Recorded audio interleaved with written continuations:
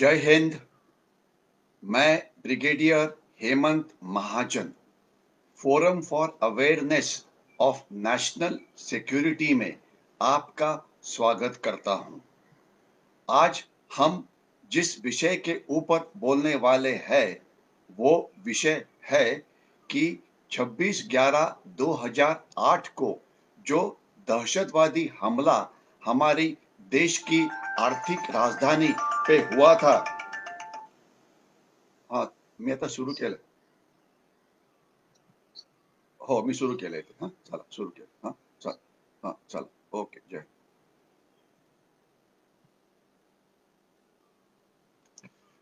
रुकावट के लिए खेद है। ये तंत्रज्ञान की प्रॉब्लम होती है। कॉल बीच में आ गया, रुकावट के लिए खेद है। मैं शुरुआत करता हूं कि forum for awareness of national security में मैं आपका स्वागत करता हूं, ब्रिगेडियर हेमंत महाजन। इसके पहले भी हम इस साइट के ऊपर फेसबुक लाइव में हर हफ्ते में एक बार मिलते हैं और देश की सुरक्षा के जो अलग अलग पहलू होते हैं इसके ऊपर हम बातचीत करते हैं। तो आज जिस विषय के ऊपर हम बातचीत करने वाले हैं ये एक स्पेशल सेशन है जिसमें forum for awareness of national security के जो मेंबर्स पूरी हमारी देश में फैले हुए हैं ये इस लाइव के लिए वो प्रेजेंट है। और आज का हमारा विषय ये बहुत ही टाइमली है कि आज इसी दिन के ऊपर 12 साल पहले एक दहशतवादी हमला हुआ था मुंबई के ऊपर जो हमारी देश की आर्थिक राजधानी है।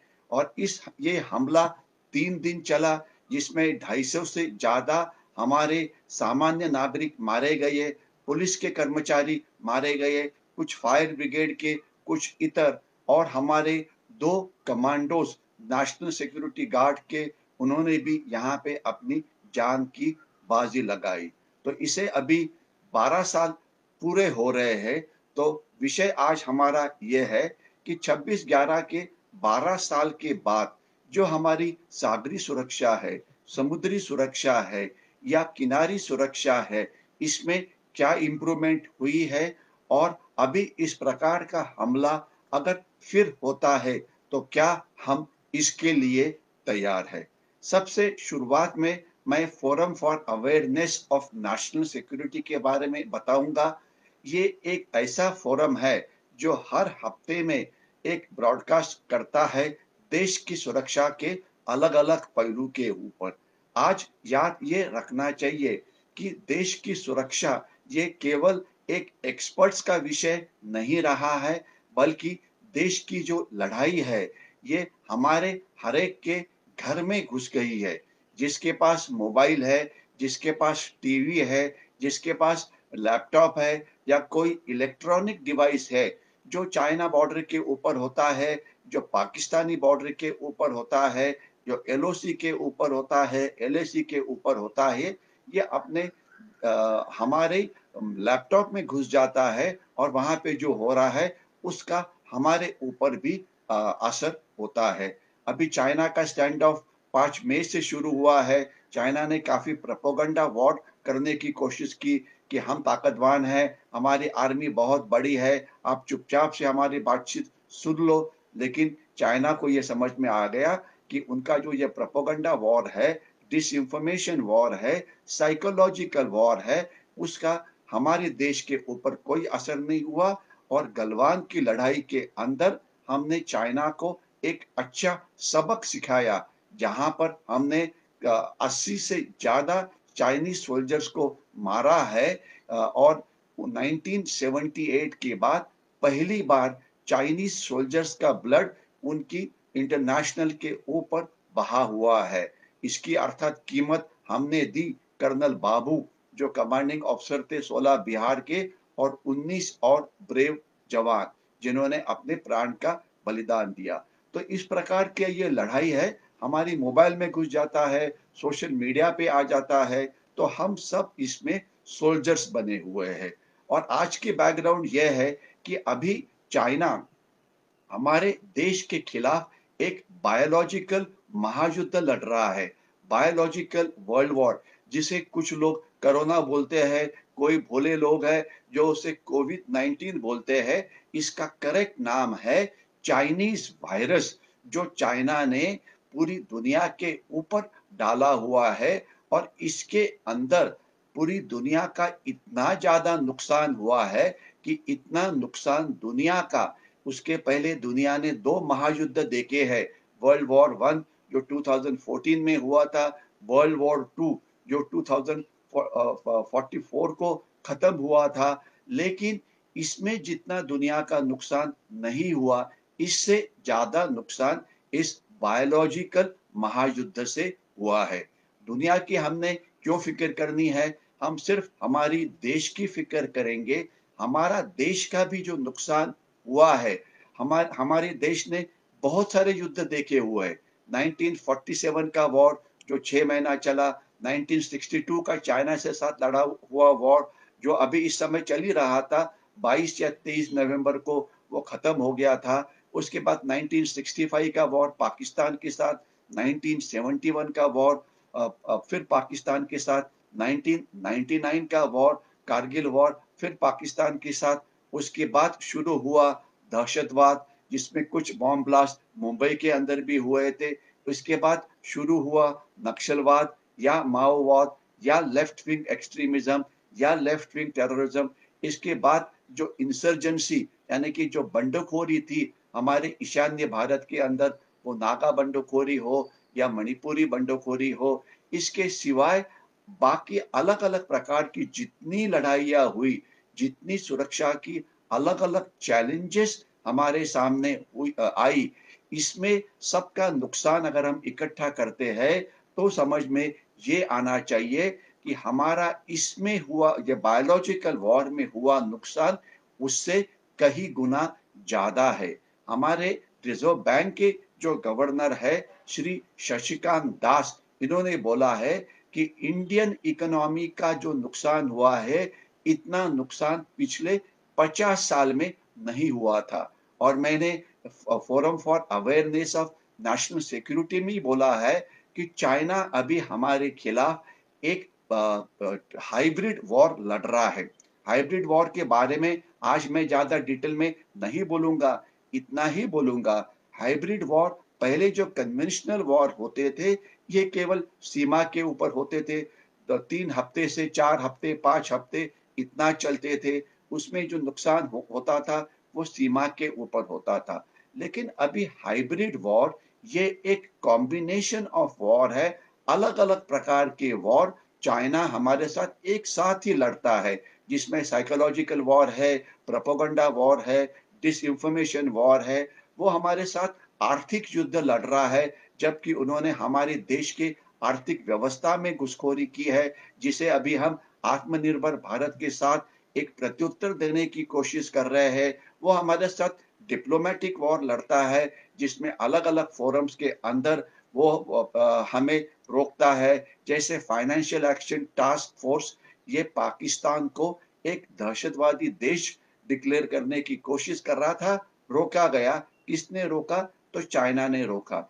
इसके सिवाय वो हमारे साथ पॉलिटिकल वॉर लड़ता है, यानी कि हमारे कुछ राजकीय पक्षों के नेता हैं, जिनको वो पैसे देता है, जिनसे उनकी भाषा चाइनीज की हो जाती है। मीडिया वॉर, उन्होंने हमारी मीडिया के अंदर कुछ हद तक घुसखोरी की है। आज 400-500 से ज्यादा चाइनीज एजेंट्स हमारे मीडिया में है, या वो इलेक्ट्रॉनिक मीडिया में हो, या वो प्रिंट मीडिया में हो, या वो सोशल मीडिया के ऊपर हो, वो चाइना की भाषा बोलते हैं। मैं आपको लेटेस्ट 1-2 एग्जांपल देना चाहूँगा। उन्होंने अभी बातचीत करना शुरू कर दिया कि यूएसए इलेक्शन के बाद अमेरिका की में पॉलिटिकल पावर बदली हो रही है। अभी भारत का वहाँ पे कोई मित्र नहीं बचा, इसलिए भारत अभी चाइना से शांतता चाहता है। बिल्कुल झूठ है। हम हमारी देश की रक्षा करने के लिए मोर देन कैपेबल है। वो चाइना पाकिस्तान का इस्तेमाल करता है हमारे खिलाफ दहशतवादी हमले करने के लिए। कश्मीर की एलओसी के ऊपर क्या हो रहा है, 2020 के अंदर अभी तक 282 282 दहशतवादियों को हमने मारा है कश्मीर वैली के अंदर और कुछ एलओसी के ऊपर। वहां पे हमारी सेना का भी नुकसान हो जाता है। तकरीबन 40 से ज्यादा हमारे सेना के जवान और अधिकारी इसमें शहीद हो जाते हैं। लेटेस्ट कैप्टन आशुतोष, जिन्होंने 2 दहशतवादियों को मारते हुए 2 हफ्ते पहले उन्होंने कुपवाड़ा में अपनी जान दे दी। अभी पिछले हफ्ते ही 4 दहशतवादी जो जम्मू की सीमा से अंदर घुसे थे, उन्हें वो उधमपुर की तरफ जा रहे थे, तो नगरोटा जो बीच में आ जाता है, जहाँ पे हमारी कोर हेडक्वार्टर है, उसके पास उनको मारा गया। ये एक 26/11 जैसा ही हमला था। तो ये इस प्रकार का हाइब्रिड वॉर चल रहा है, लेकिन मैं आपको आश्वस्त करना चाहता हूं, इसका मुकाबला हम अच्छी तरह से दे रहे हैं। पाकिस्तान को भी दे रहे हैं उसका जवाब, चाइना को भी दे रहे हैं। और उसका आज ये इसलिए कि मेरा वो विषय नहीं है, मैं शॉर्ट में इतना ही बोलना चाहूंगा कि पाकिस्तान की मीडिया के अंदर अभी रिपोर्ट आ रहे हैं, एक पाकिस्तान के एयर मार्शल ने लिखा है कि भारत आजकल पाकिस्तान के खिलाफ एक हाइब्रिड वॉर चला रहा है। उनका कहना है कि पाकिस्तान की 11 पॉलिटिकल पार्टीज जो इकट्ठी हुई है, ये भारत के कारण शायद इकट्ठी हो गई होगी।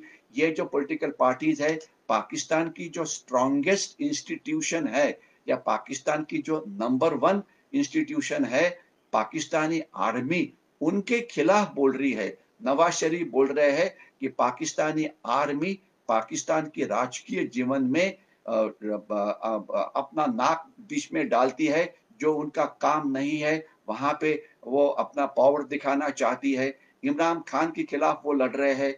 बलूचिस्तान के अंदर जो बलूचिस्तान के लोग हैं, पाकिस्तान से अलग होना चाहता है। पख्तूनिस्तान या नॉर्थ वेस्ट फ्रंटियर प्रोविंस के लोग भी उनसे अलग होना चाहते हैं। सिंध के अंदर जियो सिंध मूवमेंट चल रही है। आज शायद कराची भी काफी अशांत हो गया है। और आपको पता है, कुछ देर पहले एक पाकिस्तान में सिविल वॉर की एक सिचुएशन क्रिएट हो गई थी, जब सिंध पुलिस और पाकिस्तानी आर्मी इनके बीच में झगड़ा शुरू हो गया। खैर, इसके बारे में बोलना मेरा विषय नहीं है। मैं आपको इतना ही बोलना चाहूंगा कि जो हाइब्रिड वॉर जो है, जो पाकिस्तान और चाइना हमारे खिलाफ चला रहा है, इसे हम अच्छी तरह से जवाब दे रहे हैं।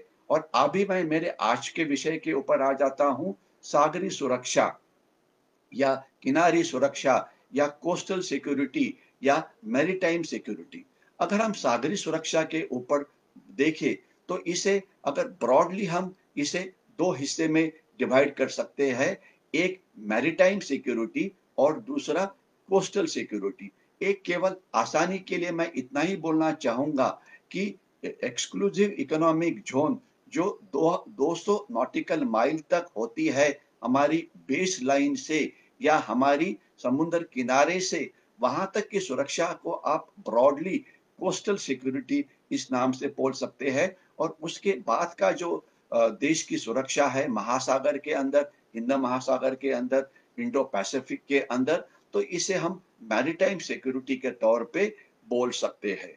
तो अभी हम जो कोस्टल सिक्योरिटी की बात करेंगे, तो उसमें काफी अलग अलग पहलू है। उसमें कुछ पहलू जो है जिसके बारे में मैं बातचीत करना चाहूंगा। तो एक पहलू सबसे पहले है कि इसमें हमारी जो कोस्टल सिक्योरिटी का जो इतिहास है, वो किस प्रकार से है। कि क्या हमारा पहले जो इतिहास है वो ये था, कोस्टल सिक्योरिटी हमारी देश में किस तरह से डेवलप हो गई है। दूसरा, हमारी जो अलग अलग एजेंसीज है, इसके बारे में हम बात करेंगे। सिक्योरिटी एजेंसीज, इंडियन नेवी है, इंडियन कोस्ट गार्ड है, सागरी पुलिस है, इंटेलिजेंस एजेंसीज है, सीआईएसएफ यानी सेंट्रल इंडस्ट्रियल सिक्योरिटी फोर्स है, प्राइवेट सिक्योरिटी एजेंसीज है। इसके सिवाय कस्टम्स है, रेवेन्यू इंटेलिजेंस है। काफी सारी एजेंसीज अलग अलग ड्यूटी निभाती है सागरी सुरक्षा के अंदर। ये अगर हम 26/11/2008 की बात शुरू करते हैं, तब उस दिन क्या हुआ। उस दिन एक बड़ा दहशतवादी हमला हुआ मुंबई के ऊपर, जो हमारी देश की आर्थिक राजधानी है। हुआ क्या कि कुछ दहशतवादी ये अपनी बोट में निकले कराची से, और उन्होंने समुद्र में प्रवास किया। बीच में उन्होंने एक कुबेर नाम की हमारी एक मच्छीमार जो बोट थी, उसको कैप्चर किया। उसके ऊपर वो चढ़ गए। वो हमारी समुद्र में आके पहुंचे। वहां से उसने कुबेर के जो कैप्टन था उसे मार दिया, और वो एक रबरी बोट के अंदर बैठे, और वो निकले वहां से। और जो मुंबई जो है, मुंबई में जो कुलाबा का एरिया है, कुलाबा में जो एक फिशरीज टाउन है जिसे कुलाबा का मच्छीमार नगर इस नाम से बोला जाता है, वहां जो मच्छीमार नगर में वो आके उतरे, कुलाबा में उन्होंने प्रवेश किया। उसके बाद ये जो दहशतवादी थे, उन्होंने अपने आप को 3 अलग-अलग ग्रुप में बाँटा। वो अलग-अलग दिशा में गए, और अलग-अलग जगह में उन्होंने लोगों के ऊपर फायरिंग शुरू किया। वो रास्ते पे होगा या वीटी स्टेशन, रेलवे स्टेशन, वहाँ पे होगा। उसके बाद वो चले गए 3 होटल्स की तरफ, उस जिसमें होटल ताज है, और 2 और होटल्स थे। और वहाँ पे 3 दिन तक जो होटल के जो वहाँ पे जो लोग अंदर रह रहे थे, उनको उन्होंने होस्टेज बनाने की कोशिश की। जब शुरुआत हुई तो मुंबई पुलिस को ऐसा लगा कि कोई ये गैंग वॉर है। खबर आने लगी कि यहाँ फायरिंग हुआ, वहाँ फायरिंग हुआ। जब कोई भी लड़ाई शुरू होती है, अगर आप में से फौजी है, तो सबसे पहले एस्टिमेट करना पड़ता है कि फायरिंग कहाँ से आ रहा है, कौन कर रहा है, जो फायरिंग कर रहे हैं उनकी स्ट्रेंथ कितनी होगी। तो ये एस्टिमेट पहले नहीं कर पाए, क्योंकि अलग-अलग जगह से फायरिंग हो रही थी। ये लगा कि बहुत सारी ज़्यादा संख्या में ये लोग घुसे हुए हैं। अल्टीमेटली इंडियन आर्मी को कॉल किया गया। इंडियन आर्मी आई वहाँ पे। उन्होंने जो तब तक ये दहशतवादी अलग-अलग होटल्स में घुस गए थे, तो इंडियन आर्मी ने इस होटल्स को कॉर्डन किया। अगर आपको आर्मी की एक्शन किस प्रकार से होती है पता है, तो पहले इस इलाके को कॉर्डन किया जाता है, और उसके बाद सर्च किया जाता है, और दहशतवादियों को मारा जाता है। ये कार्रवाई रोज ही कश्मीर वैली के अंदर होती है, जब खबर मिलती है कि इस इलाके में दहशतवादी आए हैं। फैसला किया गया कि हमारा जो एंटी टेररिस्ट फोर्स है, नेशनल सिक्योरिटी गार्ड, उसे बुलाया जाए। नेशनल सिक्योरिटी गार्ड ये अपने आप में एक अलग विषय है, लेकिन मैं ब्रॉडली आपको इतना ही बोलना चाहूंगा कि इसके 2 बड़े भाग है। नेशनल सिक्योरिटी गार्ड का वो हिस्सा जो एंटी टेररिस्ट ऑपरेशन के लिए बनाया गया था, जब हमारे प्राइम मिनिस्टर श्रीमती इंदिरा गांधी, इनका मृत्यु हुआ था उनके सुरक्षा कर्मी के हमले के अंदर। तो एक हिस्सा है कि जो दहशतवादी विरोधी अभियान करता है, उसके 2 यूनिट्स है, 51 और 52 स्पेशल एक्शंस ग्रुप। रिपीट करता हूं, 51 और 52 स्पेशल एक्शन ग्रुप। इसमें एक ग्रुप के अंदर 160 से लेकर 200 तक कमांडोज होते हैं। ये केवल इंडियन आर्मी के कमांडोज है। जो ऑफिसर्स भी इंडियन आर्मी के होते हैं, जेसीओज, जूनियर कमीशन ऑफिसर्स भी इंडियन आर्मी के होते हैं, और जवान या एनसीओज या जवान ये भी आर्मी के होते हैं। ये एंटी टेररिस्ट ऑपरेशन के लिए इस्तेमाल करते हैं। और एनएसजी ने अपने जन्म के बाद बहुत अच्छे ऑपरेशन किए हैं, जिसमें से ऑपरेशन ब्लैक थंडर, जहां पे जो दहशतवादी घुस गए थे गोल्डन टेम्पल के अंदर, वहां पे इन्होंने 51 52 ने बहुत अच्छा काम किया, और उनको मार दिया वहां पे, और गोल्डन टेम्पल को फ्री किया। इसके बाद उन्होंने काफी सारे ऑपरेशन किए हैं। एंटी टेररिस्ट ऑपरेशन है, और एंटी हाईजैकिंग, यानी कि हमारी कोई एयरक्राफ्ट अगर दहशतवादी हाईजैक करते हैं, तो उनके खिलाफ करने वाली एक्शन। तो ये बहुत बढ़िया, बहुत ट्रेन हमारे कमांडोज है, जो वर्ल्ड क्लास है। इनके पास मॉडर्न वेपन्स है, बुलेट प्रूफ जैकेट्स है, कम्युनिकेशन की अलग अलग मीन्स है, और सबसे इम्पोर्टेंट कि इनके ऑफिसर्स, इनके जेसीओ ये वर्ल्ड क्लास होते हैं। और दूसरा जो एनएसजी का हिस्सा है, वो है एसपीजी, यानी कि स्पेशल प्रोटेक्शन ग्रुप। ये वीआईपी प्रोटेक्शन के लिए होता है। उनका काम अलग है, उनके बारे में मैं बातचीत नहीं करूंगा। तो ये जो एनएसजी कमांडोज है, ये दिल्ली में स्थित थे। तो फैसला किया गया कि एयरफोर्स के विमान के अंदर उनको यहाँ लाएंगे।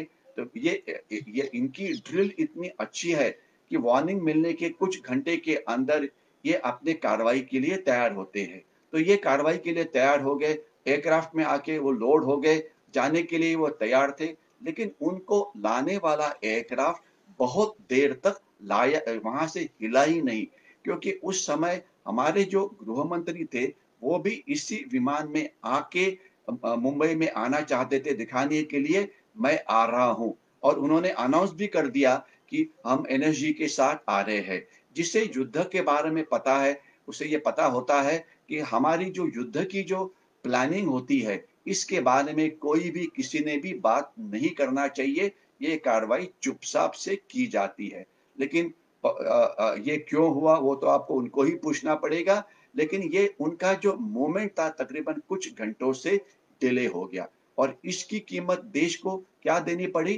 काफी सारे इनोसेंट नागरिक, पुलिस के कर्मचारी या इतर इसमें मारे गए। अगर वो इन टाइम पहुंच जाते तो कार्रवाई काफी पहले हो जानी थी, जिससे हमारा जो नुकसान हुआ था ये काफी कम होना था। तो ये तो एनएसजी वहां पे पहुंच गई।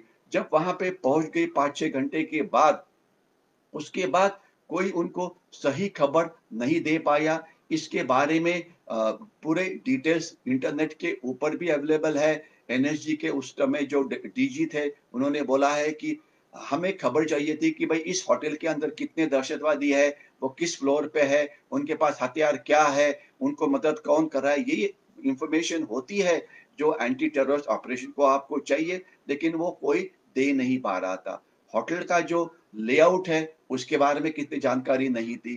तो बट लेकिन अभी मैं इसमें ज्यादा नहीं बात जाऊंगा। लेकिन एनएसजी ने फिर अपना ऑपरेशन शुरू किया। ये फैसला किया गया कि ये जो एनएसजी के जो कमांडोज थे उनको 3 ग्रुप में बांटा गया, और वो 3 अलग अलग होटल्स की तरफ चले गए। और उन्होंने कार्रवाई शुरू करने के लिए फैसला किया कि हम शुरुआत करेंगे टॉप से बॉटम के लिए, यानी कि ऊपर से कार्रवाई शुरू करते हुए हम नीचे आएंगे। एनएसजी की आपको वो एक बहुत ही फेमस फोटोग्राफ है जिसपे एनएसजी के कमांडोज ने होटल के रूफ के ऊपर लैंड किया स्लिदरिंग करके, वह आपने सभी ने देखी होगी। और उसके बाद यह कार्रवाई शुरू हुई। तकरीबन 2.5 दिन यह कार्रवाई चली, पूरी दिन और रात। क्योंकि आपको समझ में आना चाहिए, एनएसजी की संख्या 160-180 के आसपास थी।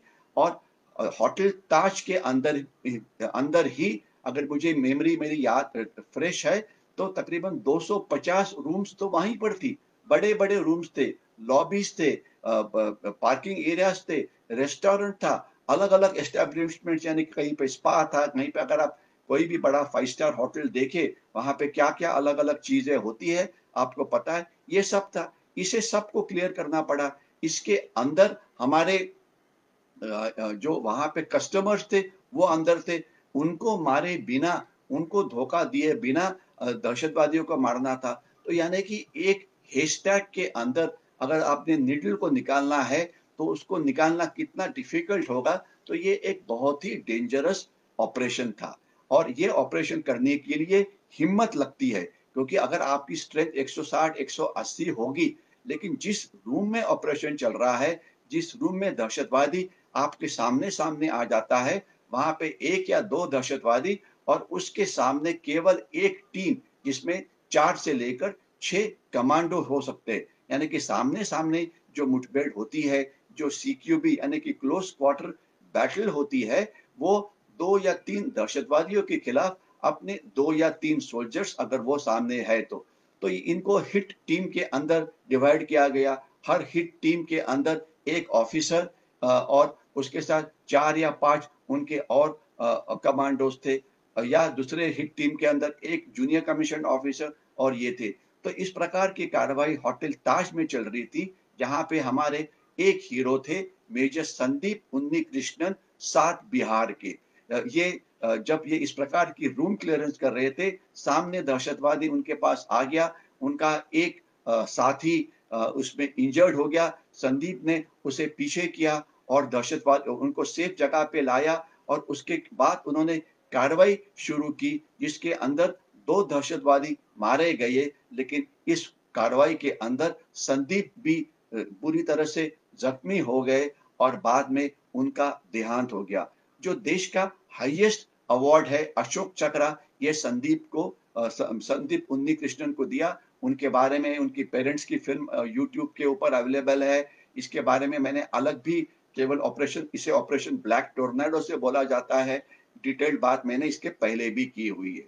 उसके बाद हवलदार गजेंद्र सिंह की टीम दूसरे होटल में काम कर रही थी। वहां भी उनका सामने-सामने मुकाबला हो गया। अगर आपको याद है तो इसी होटल के अंदर एक इज़राइली कपल था जिन्हें उनको मार के वो जो दहशतवादी थे वो वहां पे पहुंचे थे और वहां पे एक छोटा सा बच्चा बच गया था। उसे बाद में हमारी कंट्री ने अडॉप्ट किया था। तो इसी होटल में हवलदार गजेंद्र सिंह ने कार्रवाई की, उनके हिट टीम ने कार्रवाई की, जिसमें 2 दहशतवादी और मारे गए, लेकिन उसकी कीमत हवलदार गजेंद्र सिंह ये थे। इसके सिवाय काफी सारे ऑफिसर्स और जेसीओ जख्मी हो गए। तो इस ऑपरेशन ये जब 2.5 दिन चला, तो इसके बाद 2 अशोक चक्र दिए गए। एक तो संदीप उन्नीकृष्णन, मेजर संदीप उन्नीकृष्णन, दूसरा हवलदार गजेंद्र सिंह को। इसके सिवाय 1 कीर्ति चक्र, 6 शौर्य चक्र, मेरे ख्याल से 14 या 15 सेना मेडल गैलेंट्री से उनको सम्मानित किया गया। और दोनों जो यूनिट्स थे 51 और 52 स्पेशल एक्शंस ग्रुप, इसे यूनिट साइटेशन से भी उनका गौरव किया गया। और 10 में से जो 10 दहशतवादी अंदर आए थे, इसमें से 8 यहाँ होटल में मारे गए। 2 जो दहशतवादी बचे थे, इसको आपको पता होगा, एक को जीवित पकड़ा गया, कसब, जिसे तुकाराम ओबाड़े ने पकड़ा। आपको ये पता होना चाहिए, और एक को तुकाराम ओबाड़े ने ही मारा था। तुकाराम ओबाड़े ये ये जब ये मुठभेड़ हुई, तभी वो मुंबई पुलिस के अंदर एक एएसआई था, यानी कि असिस्टेंट सब इंस्पेक्टर। लेकिन इसके पहले वो भारतीय सेना में उसने अपनी सर्विस पूरी की थी और उसके बाद रिटायर होने के बाद उसने मुंबई पुलिस में नौकरी शुरू कर दी थी। तो इसे भी अशोक चक्र से गौरव उसका किया गया। और जिसके अंदर तुकाराम ओबाड़े ने कसब को जिंदा पकड़ा और उसके बाद ये जो कार्रवाई थी ये पूरी तरह से क्लियर करके ये खत्म हो गई। तो ये जब हुई तो अभी हम हमारी सागरी सुरक्षा के ऊपर आ जाते हैं, क्योंकि ये जो सभी दहशतवादी आए थे ये समुंदर से आए थे। तो हमारी सागरी सुरक्षा का इतिहास क्या है? अगर शॉर्ट में इतिहास की बात करें, हमारे देश ने काफी सारी लड़ाइयां लड़ी हुई है। सागरी सुरक्षा का जो धोखे है वो है पारंपरिक धोखे, यानी कि युद्ध पाकिस्तान के साथ या चाइना के साथ, या अपारंपरिक धोखे, यानी कि दहशतवादी हमले पाकिस्तान से या चाइना से यहाँ पे शस्त्र भेजना, यहाँ से स्मगलिंग करना, यहाँ से जो दारू गोला होता है उसे हमारे देश के अंदर लाना। 1993 के अंदर मुंबई में जो बॉम्ब ब्लास्ट हुआ था, उसमें जो स्फोटक पदार्थ लाए गए थे, जो एक्सप्लोजिव्स लाए गए थे, वो महाराष्ट्र का जो रायगढ़ जिला है वहां पर वो लैंड हुए थे और वहां पे वो मुंबई में आए थे। और मुंबई में सीरीज ऑफ बॉम्ब ब्लास्ट 13 जगह पे उस समय हुए थे। और उसके बाद काफी सारे बॉम्ब हल्ले मुंबई पे हुए, हर 2 साल के बाद एक हमला हो जाता था। तो ये सब समुंदर से आया हुआ सामान था। इसके सिवाय स्मगलिंग ये एक बहुत ही कॉमन चीज थी। स्मगलिंग और इलीगल ट्रेड, आपको याद है कि 60s के अंदर स्मगलिंग इतनी ज्यादा हमारे वेस्टर्न कोस्ट के ऊपर, समुद्री किनारे के ऊपर बढ़ गई कि हमें उसे रोकना ये इम्पॉसिबल हो गया था। फिर हमने एक नया सिक्योरिटी फोर्स उसको तैयार किया, जिसे हम इंडियन कोस्ट गार्ड या भारतीय तटरक्षक दल से नाम से बोलते हैं, जिसका निर्माण हुआ। और उसी समय एक United Nations convention on laws of sea हुआ, जिसके अंदर उन्होंने ये फैसला किया कि जो समुद्री बाउंड्रीज होती है, जो अलग अलग प्रकार की जो हमारा समुंदर है, उसकी अलग अलग देश की जो बाउंड्रीज है वो किस प्रकार से होनी चाहिए। तो ये फैसला किया गया कि जो आपका समुंदर किनारा है, समुद्र किनारे किनारे से जो अलग अलग जो समुंदर है उसकी बांट की गई। तो वो बांट किस प्रकार से थी, वो बात तकरीबन इस प्रकार की थी कि अगर आप समुद्र किनारे से 12 नॉटिकल माइल का जो समुंदर है वो आपका टेरिटोरियल वाटर्स करके घोषित किया गया। इसका मतलब ये होता है कि यहाँ पे आपका जो कायदा है वो वो वहां पर लागू है। तो ये तो उन्होंने शुरू कर ही दिया, लेकिन उसके बाद जो, एक सेकंड जरा थोड़ा सा माफ करिए। हाँ, इसके समुद्र का कायदा वहां, अपना समुद्र का कायदा वहां पे लागू है। एग्जाम्पल के लिए इटाली के एक शिप के अंदर जो हमारे ये थे, जो हमारे फिशरमैन थे, इनके ऊपर हमला किया था इटालियंस के कुछ मरीन्स ने, और उनके बाद जो उनके ऊपर खटला चला वो हमारे जो कोर्ट के नीचे हुआ।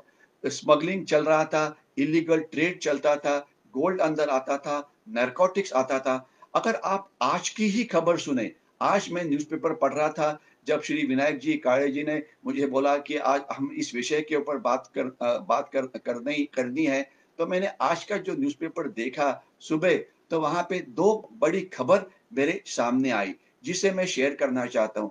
आज के ही पेपर में आया है कि कोस्ट गार्ड के ने तमिलनाडु के पास एक श्रीलंकन बोट को पकड़ा है जिसके अंदर 100 केजी उन्होंने जो ये है अपना नारकोटिक्स है उसे पकड़ा है। अगर आप देखेंगे पेज नंबर 1 पे 100 KG of Pak heroin and pistols seized from Sri Lankan boat of Tamil Nadu. Tamil Nadu के कोस्ट लाइन के ऊपर एक बोट जो श्रीलंका से आ रही थी, इसके अंदर ये सामान मिला जिसके अंदर 99 पैकेट्स ऑफ हीरोइन थे।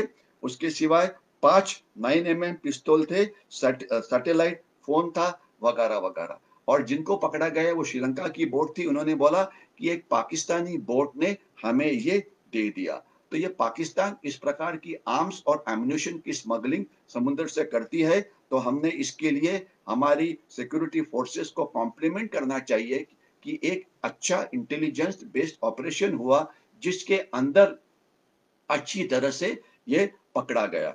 उसके बाद आज के ही पेपर में दूसरी खबर है कि हम यूनाइटेड स्टेट से एक बहुत ही अत्याधुनिक ड्रोन को ले रहे हैं। ये अनआर्म्ड वर्जन है। हमारा समुद्र का जो एरिया है ये इतना ज्यादा बड़ा है कि इसके ऊपर नजर रखने के लिए ये ड्रोन का इस्तेमाल किया जाएगा। तो अलग अलग चैलेंजेस जो हमारे समुद्र किनारे से है, इसके बारे में मैंने बोला।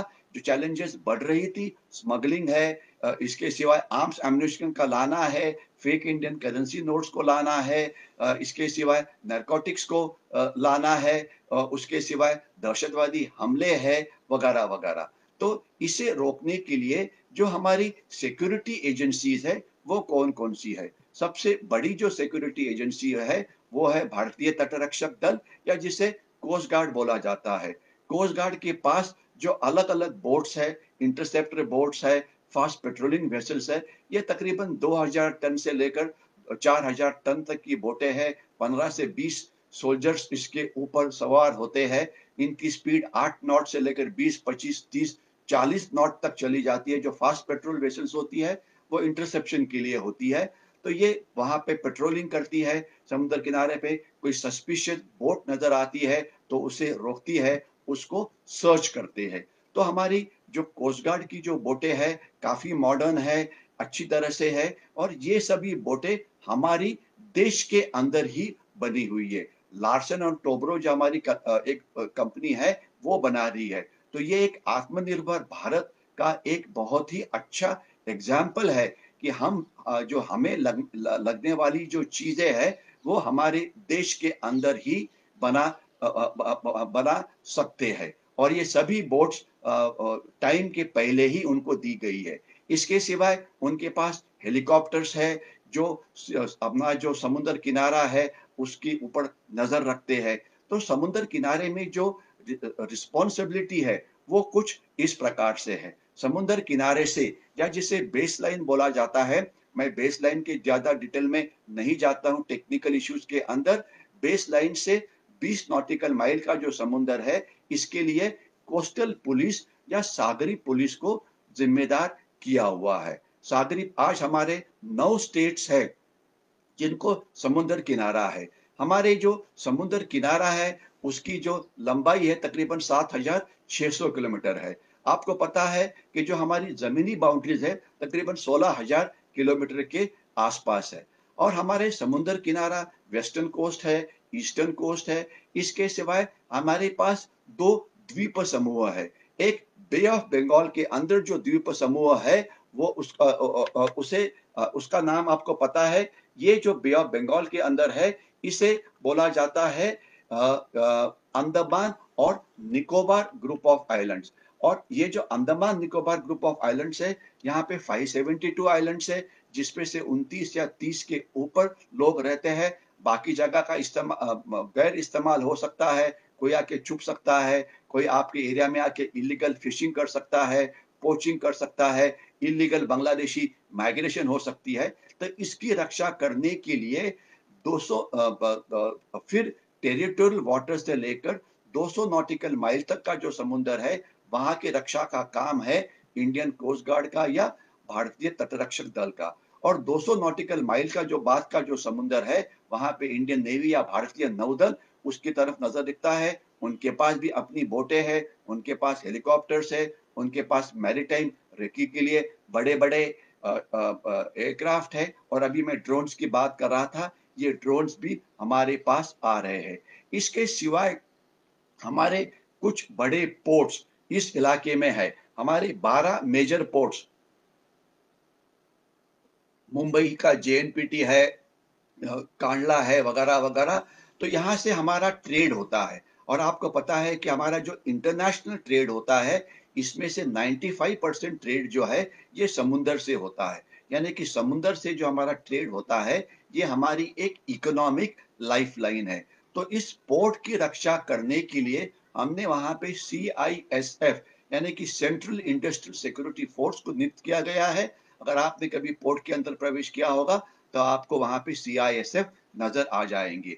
इसके सिवाय हमारे पास कुछ प्राइवेट पोर्ट्स है, जैसे कि गुजरात के कोस्ट लाइन के ऊपर है, तो वहां पे आमतौर पे प्राइवेट सिक्योरिटी एजेंसीज वहां पे नजर रखती है। इसके सिवाय जो तेल हमारे पास आता है, उसको ऑफलोड करने के लिए सिंगल पॉइंट मूरिंग यानी कि समुद्र जो बड़ी शिप्स होती है, वो हमारे पेट्रोलिंग रिफाइनरीज के पास नहीं आ सकती है। तो वो 7, 8, 10 किलोमीटर समुद्र के अंदर रह के अपना तेल अनलोड करती है। वो सिंगल पॉइंट मूरिंग पे जाता है, तो उसकी रक्षा करने के लिए CISF है, कोस्ट गार्ड है। इसके सिवाय हमारे समुद्र किनारे से जो काफी सारे ऑयल प्लेटफॉर्म्स हमारे बॉम्बे हाई के अंदर है। बॉम्बे हाई हमारा देश का तकरीबन 20 से 25% जो तेल गैस है, वो बॉम्बे हाई से निकलता है। तो उसकी रक्षा करने के लिए हमारे पास कुछ अलग पेट्रोलिंग क्राफ्ट्स है, जिसे ISV या इंटरमीडिएट सपोर्ट वेसल्स बोला जाता है। ऑफशोर जो एसेट्स है, उसकी रक्षा के लिए हमारे पास हमारा फोर्स है। इसके सिवाय गोदावरी कावेरी बेसिन जो है, जो हमारे ईस्टर्न कोस्ट के ऊपर है, उसकी रक्षा के लिए भी हमारे पास हमारी फोर्सेस होती है। इसके सिवाय हमारी अलग अलग इंटेलिजेंस एजेंसी कोस्ट लाइन के ऊपर स्थित है, जिसमें इंटेलिजेंस ब्यूरो है, जिसके अंदर रिसर्च एंड एनालिसिस विंग है। इसके सिवाय मिलिट्री इंटेलिजेंस है। कोस्ट गार्ड ने अभी अभी अपनी इंटेलिजेंस शुरू की है। नेवी की अपनी नेवल इंटेलिजेंस होती है। इसके सिवाय पुलिस की इंटेलिजेंस होती है, जो काफी अच्छी होती है। तो अलग अलग प्रकार की 15-16 से ज्यादा एजेंसीज यहाँ पे ध्यान देती है। इनका हर महीने में कोऑर्डिनेशन का काम होता है, इंटेलिजेंस शेयरिंग करते हैं। और हमारे पास एक बहुत ही बढ़िया एजेंसी हमने तैयार की है, जिसका नाम है NTRO, national technical research organisation. तो ये सैटेलाइट की मदद से इंटरसेप्शन करके तंत्रज्ञान का इस्तेमाल करते हुए हमारी सीमा के ऊपर, हमारी समुद्री सीमा के ऊपर नजर रखती है। हमने एक डिफेंस सैटेलाइट भी लॉन्च किया हुआ है, जिसके मदद से हम कुछ हद तक हमारे किनारे के ऊपर नजर रख सकते हैं। लेकिन हमें और काफी सारे सैटेलाइट लॉन्च करने पड़ेंगे।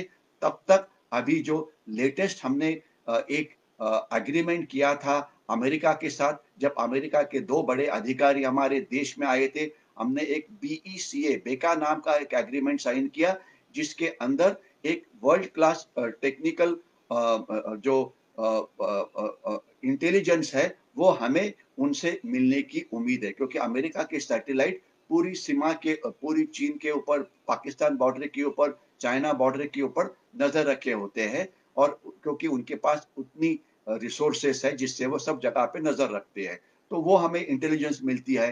तो हमारा ये इंटेलिजेंस कोऑपरेशन ये काफी अच्छा है। इतना ही नहीं, तो अभी ये जो कोस्ट गार्ड है, कोस्ट गार्ड की एक ऑपरेशन वो कैरी करते हैं जिसे बोर्डिंग ऑपरेशन बोला जाता है, कि कोई सस्पिशियस अगर बोट मिलती है तो वहां से वो हेलीकॉप्टर भेजते हैं, वो सस्पिशियस बोट्स को वो ट्रैक करता है, उसके पीछे जो हमारी फास्ट पेट्रोल वेसल्स आती है उनको वहां पे डायरेक्ट करता है, और जरूरत पड़े तो उनको हम रोक के उनको चेक कर सकते हैं। और जो आज के पेपर में जो आया ऑपरेशन था, वो एक इंटेलिजेंस बेस्ड ऑपरेशन था, जो एक सक्सेसफुल रहा हुआ है। इसके सिवाय हमारा जो कोस्ट लाइन है, कोस्ट लाइन के ऊपर हमने रडार्स लगे हुए हैं। ये रडार्स अभी पूरी कोस्ट लाइन के ऊपर रडार से कवरेज हुआ है। रडार की जो रेंज होती है, ये तकरीबन 25 किलोमीटर से 30-35 किलोमीटर होती है, और पूरी कोस्ट लाइन के ऊपर हमें नजर है, और कोई भी बड़ा शिप वहां से जाता है तो उसे हम आइडेंटिफाई रडार की मदद से कर सकते हैं। ये रडार्स डे और नाइट चलते हैं। खराब मौसम में अर्थात उनकी एफिशिएंसी कुछ कम हो जाती है, लेकिन उनकी एफिशिएंसी काफी अच्छी है। इसके सिवाय अभी हमने एक कायदा किया है कि हर एक बोट के ऊपर एक इलेक्ट्रॉनिक आइडेंटिटी होना चाहिए। तो एआईएस यानी कि ऑटोमेटिक आइडेंटिफिकेशन सिस्टम की मदद से हर एक बोट को हम चेक कर सकते हैं। अभी जो world IMO international maritime organisation ने एक कायदा बनाया है या एक गाइडेंस दिया है कि 200 टन के ऊपर कोई भी जो बोट है, इसके ऊपर एक एआईएस होना ही चाहिए। जैसे हमारे पास एक मोबाइल होता है, उस मोबाइल का एक नंबर होता है, वो हमारी एक आइडेंटिटी होती है। तो इस प्रकार से हर एक बोट को एक आइडेंटिटी है। लेकिन जो 200 200 टन के नीचे वाली बोट है, खास तो फिशिंग वेसल्स, उनको इसके पहले कोई आइडेंटिटी नहीं थी, और तकरीबन 3.5 से 4 लाख फिशिंग वेसल्स हमारे समुद्र में किसी भी समय बाहर काम करती है। तो इन फिशिंग वेसल्स के ऊपर आप किस प्रकार से नजर रखेंगे? तो अभी हमने काफी इसमें इंप्रूवमेंट किया है। इस फिशिंग वेसल्स को हमने ये किया, फिशिंग वेसल्स को हमने रजिस्टर किया है, उनको अलग अलग कलर कोड दिया हुआ है, उनके ऊपर जो स्टाफ होता है, जो कोली बांधव होते हैं, उनको आइडेंटिटी कार्ड दिया है। इसे ऑटोमेट किया गया है, जिससे उनको चेक करना ये आसान हो गया है। तो ये हमारे कोस्टल पुलिस का काम है कि जाके फिशिंग बोट्स के लाइसेंस ठीक है कि नहीं, उन्होंने नंबर ठीक किया है कि नहीं है, कोई नई बोट बन जाती है तो क्या इस बोट को रजिस्टर किया है कि नहीं है, जो वहाँ पे जो लोग हैं उनके पास डॉक्यूमेंट है कि नहीं। आज के लिए माना जाता है कि कुछ हद तक कुछ बांग्लादेशी भी इसमें इलीगल फिशिंग के लिए आते हैं, तो ये चेक करना काम पुलिस का है, बोट के ऊपर जाके चेक करना। जो फिशिंग बोट निकलती है, आज हमारे बड़े आइलैंड तो है, अंडमान निकोबार आइलैंड्स और लक्षद्वीप और मिनिकॉय आइलैंड्स, लेकिन इसके सिवाय हमारी जो वेस्टर्न कोस्ट है, वहां पर भी कुछ आइलैंड्स हमारी कोस्ट लाइन से 2 किलोमीटर, 3 किलोमीटर या 4 किलोमीटर आगे है। अगर आपको महाराष्ट्र का समुद्र किनारा पता होगा, तो आपको पता है वहां पे एलिफेंटा केव्स है, वो एक थोड़ा सा दूर आइलैंड है, खंदेरी उंदेरी है, सिंधु दुर्ग है, ये अलग अलग प्रकार के आइलैंड। और बहुत सारे ये जो आइलैंड्स है, इसके ऊपर रात को कोई रहता नहीं है, तो इनके ऊपर भी नजर रखी जाती है, इस इलाके के ऊपर सर्च किया जाता है। और अभी जो फिशिंग वेसल्स है, इसके ऊपर हर एक के पास मोबाइल होता है, तो मोबाइल की मदद से उनके उनको आइडेंटिफाई किया गया है, और अगले कुछ महीनों के अंदर ही भारत सरकार हर एक फिशिंग बोट को एक उनके लिए अपना एआईएस देने की सोच रही है। इनफैक्ट तकरीबन जो मेरी इंफॉर्मेशन है, 2000 एआईएस ट्रायल तौर के ऊपर तमिलनाडु कोस्ट और गुजरात कोस्ट के ऊपर जो फिशिंग कम्युनिटी है उनको दिया है, क्योंकि इनकी कीमत तकरीबन 20-25 हज़ार के आसपास होती है। ये जो फिशरमैन कम्युनिटी है वो बोलते हैं कि हम पुअर है, हम ये खरीद नहीं सकते हैं, इसे सरकार ने ही हमें फ्री में देना चाहिए। तो इसलिए इसके ऊपर अभी ये चल रहा है कि कम से कम कीमत के अंदर इसे तैयार होके, क्योंकि 3.5 लाख 4 लाख अलग-अलग जो फिशरमैन है फिशिंग बोट्स है उनको देना चाहिए। तो हमारा ये जो फिशरीज कंट्रोल सेंटर है अच्छा काम करता है। जो फिशिंग बोट निकलती है, इस फिशिंग बोट को रजिस्टर किया जाता है, वो वापस उसी फिशिंग पॉइंट पे आ जाती है। इतना ही नहीं, तो हमारे जो बड़े-बड़े पोर्ट्स हैं, इस बड़े पोर्ट्स के अंदर काफ़ी ट्रैफिक होता है। अगर आपने मुंबई हार्बर देखा होगा, तो वहाँ पे बहुत ही कंजेस्टेड है ये।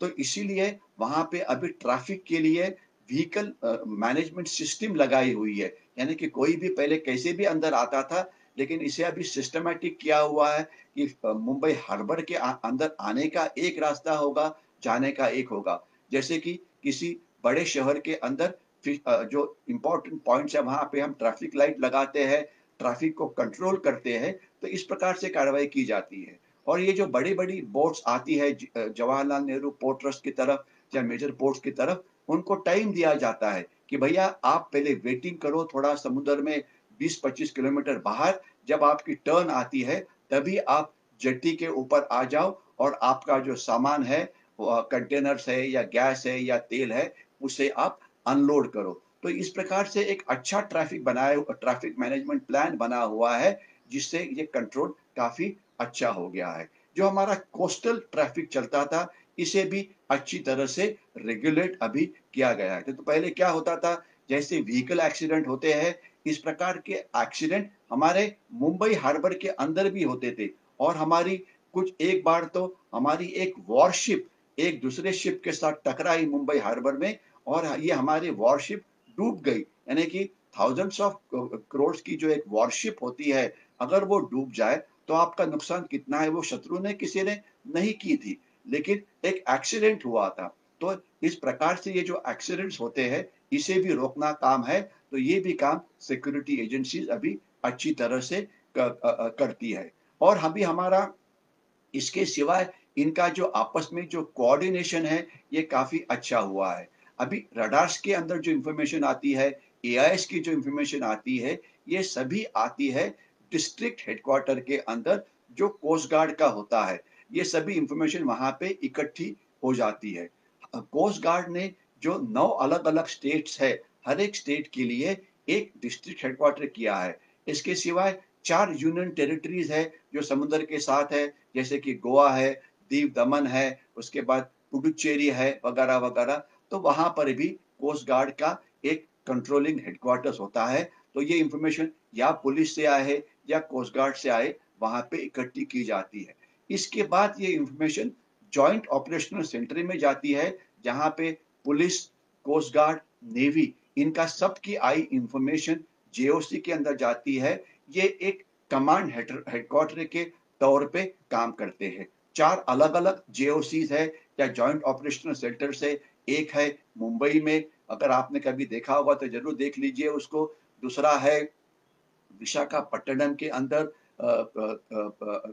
तीसरा है त्रिवेंद्रम के अंदर, और चौथा है अंडमान निकोबार के अंदर, पोर्ट ब्लेयर के अंदर। तो यहाँ पे ये सभी इंफॉर्मेशन इकट्ठी होती है, एनालाइज किया जाता है, और जिसे भेजना है उसके पास भेजा जाता है, और सस्पिशियस एक्टिविटी के ऊपर कार्रवाई ये की जाती है। इतना ही नहीं, तो इसके सिवाय इसके ऊपर एक कंट्रोलिंग हेडक्वार्टर्स बैठा हुआ है, वो हमारे दिल्ली में या गुड़गांव में है, जहाँ पे एक कंप्लीट कोऑर्डिनेटिंग हेडक्वार्टर है जो इकट्ठा काम करता है। तो अभी पिछले कुछ साल के अंदर हमारी जो कोस्टल सिक्योरिटी है, इसमें काफ़ी सारी इम्प्रूवमेंट हुई है। पुलिस को काफ़ी सारी बोट्स मिली है, उनका ट्रेनिंग अच्छा हुआ है, उनकी इंटेलिजेंस हमेशा अच्छी थी। आपने अगर कोस्ट लाइन के ऊपर कभी आपने जो हमारे पुलिस स्टेशन है, वहाँ पर गए होंगे तो आपने देखा होगा कि ये पुलिस स्टेशंस रात के समय पेट्रोलिंग करते हैं लैंड के ऊपर, दिन के समय पेट्रोलिंग करते हैं समुंदर के अंदर, सस्पिशियस बोट्स को रोकने की कोशिश करते हैं। जो कोस्ट गार्ड है उनकी भी पेट्रोलिंग चलती रहती है। इसके सिवाय हेलीकॉप्टर्स या ड्रोन्स को भी लॉन्च किया जाता है, नेवी की भी पेट्रोलिंग चलती है। तो पेट्रोलिंग करना और बोर्डिंग ऑपरेशन करना, सीजर करना, ये काम रेगुलरली चलता है। इसके सिवाय ये जो सभी एजेंसीज़ है, इनका कोऑर्डिनेशन अच्छा हो, इसीलिए हर 6 महीने के बाद एक एक्सरसाइज की जाती है, जिसे एक्सरसाइज सागर कवच के नाम से बोला जाता है, जिसमें 2 या 3 दिन सभी एजेंसीज इकट्ठा आती है और वो कोशिश करती है कि क्या हमारा कोऑर्डिनेशन ठीक है कि नहीं है। उसमें झूठे दहशतवादी तैयार किए जाते हैं। इसके अंदर कुछ सस्पिशियस बोट्स जो हमारी ही होती है, वो कुछ सामान लैंड करने की कोशिश करते हैं। लेकिन इसमें देखने वाली बात यह है कि आम तौर पे ये जो डमी दहशतवादी है या डमी बोट्स हैं, ये आम तौर पे पकड़े जाते हैं। लेकिन जब तक सवाल है दहशतवादी हमलों का, ये हमले तो होने की अभी पाकिस्तान की हिम्मत है ऐसा लगता नहीं है, क्योंकि अगर वो दहशतवादी अंदर आएँगे तो एनएसजी उनको मार देगी, उसमें कोई किसी के दिल में कोई शक नहीं होना चाहिए। लेकिन जो अभी कार्रवाई चल रही है, वो जो अनकन्वेंशनल बोली है या सब कन्वेंशनल बोली है, ये है स्मगलिंग। स्मगलिंग अभी आप देख रहे होंगे कि स्मगलिंग हो जाता है, क्राइम सिंडिकेट्स स्मगलिंग करते हैं, गल्फ के साथ होता है, कुछ गुजरात बॉर्डर से होता है, ये चलता है। तो इसे रोकना ये बड़ा आह्वान है। इसके सिवाय इसमें गोल्ड की स्मगलिंग की जाती है, नारकोटिक्स की जाती है, इल्लीगल ट्रेड होता है। इल्लीगल ट्रेड भी काफ़ी बड़े संख्या में होता था, उसके भी रोकना एक बड़ा आह्वान है। अभी हमारे जो बड़े-बड़े पोर्ट्स हैं, उसके अंदर सैकड़ों कंटेनर एक दिन के अंदर आ जाते हैं। उनको चेक करना इतना आसान नहीं होता। तो अभी वहाँ पे स्कैनर्स लगे हुए हैं, जिससे काफ़ी चेकिंग हो सकती है। इसके सिवाय उनको टैग किया जाता है। हमारी जो बड़ी पोर्ट्स है, उसकी सिक्योरिटी किस प्रकार से होती है, जिसे कंटेनर सिक्योरिटी इनिशिएटिव बोला जाता है, वो एक अलग विषय होगा, क्योंकि ये जो जिसके ऊपर मैं बात कर रहा हूँ कि कोस्ट गार्ड क्या कर सकता है, नेवी क्या कर रहा है, पुलिस क्या कर रहा है, सीआईएसएफ क्या कर रही है, ये एक छोटे-छोटे अपने आप में अलग-अलग विषय है। मैं आज आपको केवल एक ओवरव्यू देना चाहता हूँ कि अभी हमारी जो कार्रवाई है, इसमें काफ़ी सारा सुधार हो गया है, हमारी एफिशिएंसी काफ़ी बढ़ी है। कोई दहशतवादी हमला 5 साल में देश में नहीं हुआ, तो ये एक अच्छा उदाहरण है कि हमारी सिक्योरिटी काफ़ी अच्छी है। लेकिन सब कन्वेंशनल, अनकन्वेंशनल जो हाइब्रिड वॉर वाली जो लड़ाइयाँ हैं, वो अभी भी चल रही है कि आपने न्यूज़पेपर में पढ़ा होगा कि न्यू बॉम्बे में हज़ारों करोड़ रुपए का नारकोटिक्स पकड़ा गया और ये शायद कंटेनर से आया था। इसके सिवाय गोल्ड काफ़ी बार पकड़ा जाता है। तो ये काम कस्टम्स का होता है, ये काम रेवेन्यू इंटेलिजेंस का होता है कि उन्होंने अपनी इंटेलिजेंस और अच्छी करनी चाहिए। इंटेलिजेंस इम्प्रूव तो हुई है, लेकिन जिसे हम एक्शनेबल इंटेलिजेंस बोलते हैं कि इस शिप से ये एक सामान आ रहा है, तो उसे तो हम पकड़ लेंगे। उसमें कोई किसी के दिल में फ़िक्र नहीं होना चाहिए। लेकिन प्रॉब्लम ये है कि अच्छी इंटेलिजेंस ज़रूर आपको मिलनी चाहिए। तो इसलिए ये जो अलग-अलग एजेंसीज़ आज जो कोस्ट लाइन के ऊपर है, हर एक का काम है कि अपनी जो इंटेलिजेंस है, ये बहुत ही बढ़िया होनी चाहिए। और इंटेलिजेंस बढ़िया करने के लिए अभी हमने एक अलग प्रकार का काम शुरू किया है कि हमारे जो ये जो फिशिंग कम्युनिटी है, ये बहुत बढ़िया है। इसे हमने हमारे आँख और कान बनाए हुए हैं। तो इन्हें हमने थोड़ी बहुत ट्रेनिंग दी है। उनसे उनके साथ इंटेलिजेंस शेयरिंग ऑपरेशन हो जाते हैं, जिससे काफ़ी संख्या में हमें काफ़ी हद तक इन्फॉर्मेशन ये मिलती है। लेकिन इसमें इसे और अच्छा करने की ज़रूरत है, क्योंकि इंटेलिजेंस जो है ये एक ऑनगोइंग चीज़ें है। तो इसलिए ये इसे सदैव इम्प्रूवमेंट करना ये ज़रूरी है।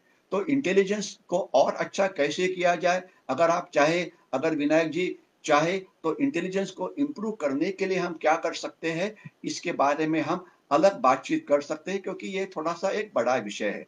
लेकिन कहना ये है कि हमारी देश की सबसे बड़ी ताकत है हमारे खुद के लोग, कॉमन सिटीज़न। आज कॉमन सिटीज़न जो समुद्र किनारे पे रहते हैं, अगर उन्हें कोई भी सस्पिशियस एक्टिविटी वहाँ पे नज़र आती है, तो उसकी इन्फॉर्मेशन उन्होंने जो टोल फ्री नंबर है कोस्ट गार्ड का या नेवी का या पुलिस का, उसे देनी चाहिए कि यहाँ पर मुझे कुछ एक्टिविटी नजर आ रही है जो सस्पिशियस है। तो जब तक पूरे आंख और कान खुले नहीं रहेंगे, पूरी फिशरमैन कम्युनिटी देखेगी नहीं, तब तक इसे रोकना इस प्रकार का स्मगलिंग या ये आसान नहीं है। इसके सिवाय जो हमारा इंटरनेशनल बाउंड्री है, IMB international maritime boundary line Pakistan के साथ, तो ये पाकिस्तानी काफी बार हमारे जो मच्छीमार है उनको पकड़ के जेल में ले जाते हैं। और आज के समय भी मेरे अंदाज से तकरीबन 200 से ज्यादा हमारे फिशरमैन आज पाकिस्तान के कस्टडी में है। तो हमने भी एक ऑफेंसिव ऑपरेशन करके पाकिस्तान के फिशरमैन को पकड़ना चाहिए। उनको बोलना चाहिए कि अगर आप हमारे फिशरमैन को पकड़ते हैं क्योंकि उन्होंने international maritime boundary line cross कर ली, तो हम आपको पकड़ेंगे। आपको पता है कि इसके पहले सर्जिकल स्ट्राइक आर्मी ने किया था उरी के पास, उसके बाद एयरफोर्स ने किया। तो शायद जो बालाकोट में हो गया था, तो शायद मैरीटाइम सर्जिकल स्ट्राइक का भी समय आ गया है, क्योंकि जब तक पाकिस्तान के ऊपर ऑफेंसिव कार्रवाई नहीं की थी करते हम, तब तक ये हमारे फिशरमैन को पकड़ना वगैरह ये चलता रहेगा। क्योंकि आपको पता है कि उसमें से ये जेल में रहते हैं, उनको लाखों रुपए कीमत की जो बोट है ये बर्बाद की जाती है, उसमें से कुछ लोग पाकिस्तान के लिए काम कर सकते हैं। तो इसलिए हमारे फिशरमैन को सिक्योर रखना ये बहुत इंपॉर्टेंट है। कुछ फिशरमैन हमारे श्रीलंका वाले भी पकड़ लेते हैं, लेकिन वो वहां पे इतनी ज्यादा थ्रेट नहीं है। जो ज्यादा थ्रेट है वो पाकिस्तान की मैरीटाइम बाउंड्री के साथ है। कोस्ट गार्ड कोशिश कर रहा है, उसे रोकने की आशा करते हैं कि उन्हें उसमें और कामयाबी मिलेगी। अभी हमारी जो कोस्ट लाइन है, उसको जो ईस्टर्न कोस्ट के ऊपर जो चैलेंजेस है वो अलग प्रकार के हैं। जो इलीगल माइग्रेशन हो रहा है वो लैंड रूट से होता है, ये आपको पता है। बॉर्डर सिक्योरिटी फोर्स उसको रोकने की कोशिश करती है, वो भी आपको पता है। लेकिन बहुत ज्यादा हुआ है। जो नेशनल पॉपुलेशन रजिस्टर है, नेशनल रजिस्टर ऑफ सिटीजन है, या CA वगैरह जो बिल है, वो उसी तरफ का एक तरीका है उसे रोकने का। लेकिन आज मेरा विषय सागरी सुरक्षा है, इसलिए मैं आपको ये बोलना चाहता हूँ कि काफी सारे बांग्लादेशी ईस्टर्न कोस्ट से, बांग्लादेश से इलीगल माइग्रेशन करते हैं और ये वेस्ट बंगाल में जाते हैं, जो उनके लिए एक सेफ हेवन है। उन्हें रोकना चाहिए। वहां पे बॉर्डर सिक्योरिटी फोर्स की कुछ फ्लोटिंग बॉर्डर आउटपोस्ट है, उनके काम और इम्प्रूवमेंट करने की जरूरत है। इसके सिवाय वहां पे कोस्ट गार्ड ने और अपनी एफिशिएंसी को बढ़ाना चाहिए, नेवी ने अपनी एफिशिएंसी को बढ़ाना चाहिए। पुलिस तो शायद मैं पुलिस के बारे में क्या बोलूं, वो जो अपना काम कर रहे हैं वो ठीक तरह से कर रहे हैं कि नहीं है, ये आप ही लोग सोच लीजिए। और इसी प्रकार की इलीगल माइग्रेशन जो उड़ीसा कोस्ट लाइन है वहां पर भी होती है। और कुछ रिपोर्ट्स ये भी बोलती है कि जो हमारे नक्सलवादी है या माओवादी है या लेफ्ट विंग एक्सट्रीमिस्ट है या लेफ्ट विंग टेररिस्ट है, इनको एम्युनिशन की जरूरत पड़ती है, तो ये आंध्र प्रदेश के कोस्ट लाइन से उनको मिलती है। तो तो वहां पे कोस्टल सिक्योरिटी को और टाइट करने की जरूरत है। तो अभी मैं अगले 2 मिनट में रोकने वाला हूं। मुझे 1 घंटा बोलने के लिए विनायक जी ने आदेश दिया था। मैं आपकी पेशेंस और ज्यादा ये नहीं करना चाहता हूं। कुछ सवाल सामने जरूर आए हैं, इसमें से मैं 1-2 सवाल लेता हूं। और क्योंकि अगले 4-5 मिनट में रोकने की जरूरत है। एक सवाल पहले वीरेंद्र जी पांडे से आया है। वो बोलते हैं कि आपकी इंफॉर्मेशन ये बहुत ही अच्छी है। वीरेंद्र जी, मैं आपसे इतना ही रिक्वेस्ट करूंगा कि ये जो इंफॉर्मेशन है, इंफॉर्मेशन वॉर के अंदर हम सब सोल्जर्स है। तो ये जो फैंस की ये जो लिंक है, अपने लोगों के साथ शेयर करिए। इसे बाद में हम यूट्यूब के ऊपर भी अपलोड करेंगे, उसे जरूर लाइक करिए, इसे जरूर फॉलो करिए और लिंक व्हाट्सएप के ऊपर, सोशल मीडिया के ऊपर जरूर शेयर करिए। वीरेंद्र सिंह जी जो बोल रहे हैं कि आप नेशनल सिक्योरिटी के बारे में आप अच्छी इंफॉर्मेशन दे रहे हैं, मैं इनको इतना ही बोलना चाहूंगा कि देश की सुरक्षा अभी ये एक्सपर्ट्स का सब्जेक्ट नहीं है, ये हमारे सबका सब्जेक्ट है। ड्रग्स हमारे सिटी में है, गलत इंफॉर्मेशन हमारे मोबाइल में आ जाती है, सोशल मीडिया के ऊपर आ जाती है। तो इसीलिए हम सब ने इंफॉर्मेशन वॉरियर बनने की जरूरत है। हम सब ने साइबर वॉरियर बनने की ज़रूरत है। प्रोपेगेंडा वॉरफेयर में हमने उसका विक्टिम नहीं बनना चाहिए।